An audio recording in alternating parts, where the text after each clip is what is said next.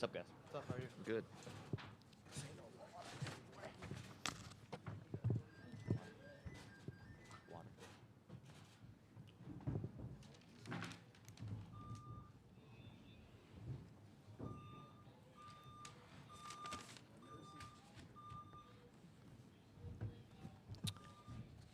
All right, welcome back to the interview room here at Little Caesars Arena and the 2024 NCAA Midwest Regional. We're joined now by the Purdue Boilermakers, 80-68 winners over the Gonzaga Bulldogs to advance to the Midwest Regional Finals.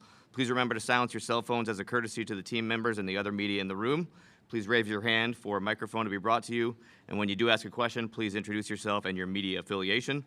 Please note that the recording of press conferences on cameras or on cell phones is prohibited throughout the Midwest Regional. From your left to your right, we're joined by head coach Matt Painter, Braden Smith, Lance Jones, and Zach Edey. Coach, if you wouldn't mind starting us out with an opening statement, we will open it up for questions. Yeah, I was very pleased, obviously, with our effort. I was beating a great Gonzaga team, well coached. I thought our guys did a good job adjusting at halftime. I thought our defense was much better in the second half. I thought they got a little bit tired also. Lance Jones did a really good job of getting up and getting some pressure. Braden did a good job, guarding the basketball. And then in the second half, we just wanted to stay one-on-one and not double and try to just stay home on their shooters. They'd made 4 threes in the first half, and Graham Ike had made 2 of them, if I'm saying his name correctly. And he made 2 of them the first time. He's made 7 on the year, and he's made 4 against us. So, you can go figure, right? It always seems to happen to you. But I thought our guys did a really good job of just focusing and guarding the basketball. Braden did a great job running the team, had 15 assists, which is a big-time stat, especially in a Sweet 16 game. And then we just wanted, as we went down the stretch, just giving Zach the right of first refusal. And I think that was important for us to be able to establish him down there. If they doubled, then he could pass. If not, just be aggressive and try to go right at him. But just pleased with our effort. I thought our guys were ready to play. Had some breakdowns in transition, had some breakdowns from a communication standpoint. We weren't perfect tonight, but obviously good enough to get the win. Thanks, Coach. Let's go to questions for the student athletes first, please. We'll go on the front left, please.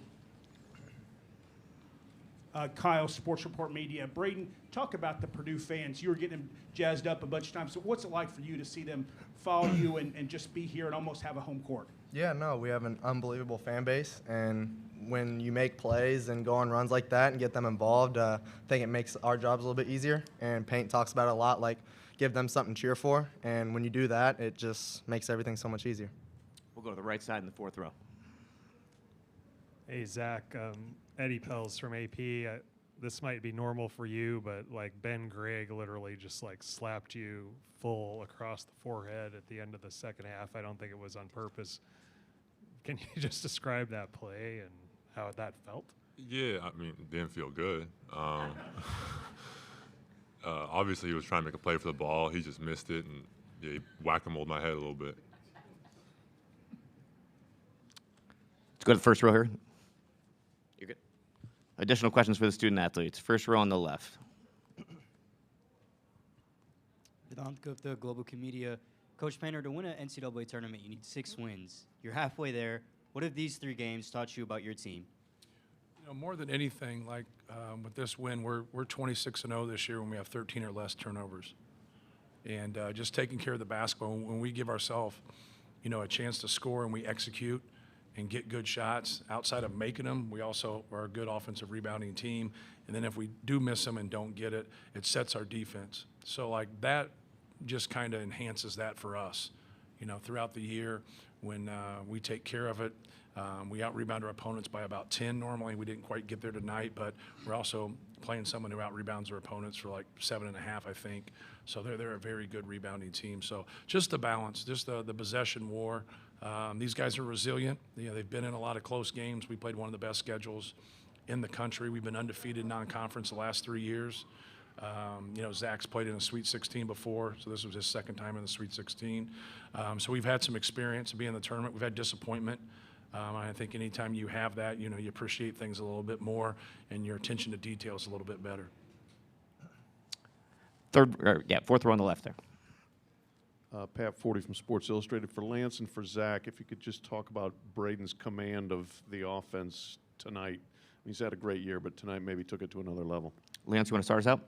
Yeah, I mean, Braden is the head of the snake. I tell him all the time, we go as he goes. He runs the offense. I just try to be in the right position so he can find me. I just try to do my best to play off of him. Zach? I've been saying it all year. I don't think people appreciate how good he is, truly. He sets me up like I've never played with anyone who sets me up like that. I know I wouldn't be putting up the numbers I would be without him. I don't think people give him enough credit all the time. Additional questions for the players. Second row on the left. Akeem Glassby, Indy Star. Lance, how have you been able to go from playing at SIU, a place where you had a larger role, had the ball all the time, to kind of accepting a role and playing at Purdue? And for Braden and Zach, just what has Lance brought to the team? I knew when I committed here, I knew what sacrifices I had to make. To be on a team that's in the Elite Eight currently, I would give up anything, whether that's scoring or doing whatever I used to do. It's bigger than me. I go to war with these guys every day, and I'll give up anything to fight for them and do whatever's necessary to win. Right side here, standing up. Zach, Denny Cap, AP Broadcast. That 16-2 run, middle of the quarter, was like 13-7 there in the 13-minute, 7-minute mark, middle of the second quarter. You stretched it from 2 to 16. Can you just kind of, a lot of emotion on the sidelines, obviously, but can you just kind of take me through what clicked for you at that point? And at that point, they didn't really get any momentum back. That was kind of one of those page turners. You're talking about in the second half? Yeah. I mean, everybody just started playing. So everybody started hitting shots. When we play like that, it opens everything up for me. They were trying to double, obviously, and try to take away some of my post touches in that first half. Trey got some big plays for us. People hit big shots, and they kind of went away from that double that we were knocking down threes, and allowed me to kind of play one-on-one a little bit. So it really they opened everything up for me. Any other questions for the players? Second row on the left. Josh Orsh, fan-sided. Zach, your first defensive foul came with just 3 minutes and 24 seconds left in the second half. How much confidence does it give you and your team defensively when other teams sometimes aren't even challenging you at the rim because of, what a defender you are there? Yeah, I think you kind of see it with teams kind of going away from me. They were shooting a lot of those kind of floaters, getting in a lot of those hot sauce actions off their post-ups. It just probably was in their game plan that they wanted to attack me a different way and wanted to kind of try to get me moving in space. I feel like I made a lot of strides in that area, and I feel like I shut down a lot of that. First row on the left. Yeah, I mean, this could really go for any of the players, but all 3 games so far are kind of following the same pattern of winning the second half by more than you do the first half. Do you guys just feel like you're a second half team, and why? Braden, you want to take that one? Yeah, I think we just take a little bit longer to settle in just because, it's March Madness, it's just what it is. But once we come in and really lock in defensively in that second half and we push the ball, we start knocking down shots. It's hard for teams to pick and choose what to give and take, you know what I'm saying? So it's either we're going to hit shots or we're going to give it to Zach. So. Any other final questions for the players? Okay, guys, you can go back to the locker room. Thanks for your time. We'll continue here with Coach Painter. And we'll start on the right side in the second row.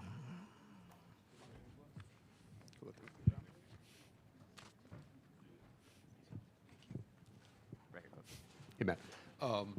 Things were getting a little chippy there down low. It looked like there was some good, healthy drawing and all that stuff. And I wonder how you've seen Zach kind of develop in those situations where it seems like if he gets running hot, maybe it's at your advantage, if anything. Right. Well, first of all, if they're trying to trade fouls, some people do, by getting into an altercation. We had it happen in the Big Ten tournament, and he just needs to back out of it. And I think he did a good job tonight of doing that, and just keep your mouth shut and carry a big stick, right?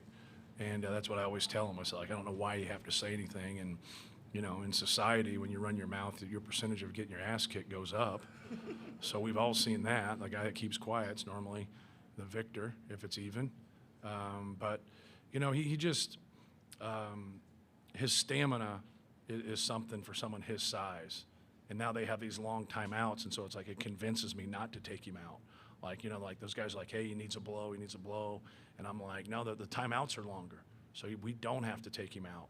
But it's amazing someone of that size can play that long. But, yeah, they're going to try to get to him before he gets that position, and rightfully so, right? You don't want him to get the basketball at 5 feet from the basket. So he had to dribble down a little bit more tonight than he normally does. But just keeping his composure, and he's been able to do that all year, for the most part. But it's hard.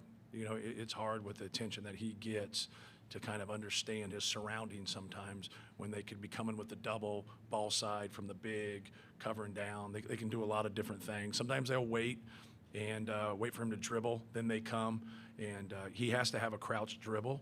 If he doesn't, he has such a high dribble then, and now that's time. So like having that crouch dribble and being down in a stance for him, now when they come, picking it up, being a passer, normally they're okay in their doubles. I'm talking about everybody we play, but they're not always good in their rotations. And I think that's where he gets you. He's so unselfish. But just keeping his composure from all the physicality is something that's pretty impressive. We'll stay in the second row here, Coach, but on the opposite side. Ryan Bonaparte, Hammer and Rails. Matt, this was kind of a game where you had to wear Gonzaga down until you can finally go on a run. Is that something you kind of anticipated coming in, and do you anticipate that going forward? Yeah, you just don't know, how the game's going to flow. You just want to stay on your rules. You want to just the functionality of the game. You want to take care of the basketball. You want to rebound the basketball, but you also want to take what they give you. And so that's something really important for individual players and teams to understand. Don't have predetermined thoughts. You can have an understanding of what might happen or should happen. Doesn't mean it's always going to. Like they mix up their ball screen coverages. So sometimes they'll hedge, sometimes they'll corral, sometimes they'll switch. They'll be in a drop. So that was something for us where now you're just not talking about one coverage. You're talking about multiple coverages, and you got to be prepared. You got to be prepared for that. So, no, it just kind of happened. And you can't go on runs if you don't get stops. And so it's the combination of runs, it's the combination of getting defensive stops, and then obviously scoring at the other end. But you just try to score. Each team just tries to score in different ways. You got to get in transition, and you got to get on the glass. If you're only scoring in the half court against quality teams, it just gets to be too tough. So just stealing points, and then, obviously trying not to let your opponent steal those points also. We'll take two more from Coach Painter. We'll start here on the left side in the first row. Kyle, Sports Report Media. Matt, talk about the 10 starters you have and what sacrifices those guys have made. I mean, we got 3 guys up on the stage, but how important they've been all season to this team. Yeah, we've had different rotations.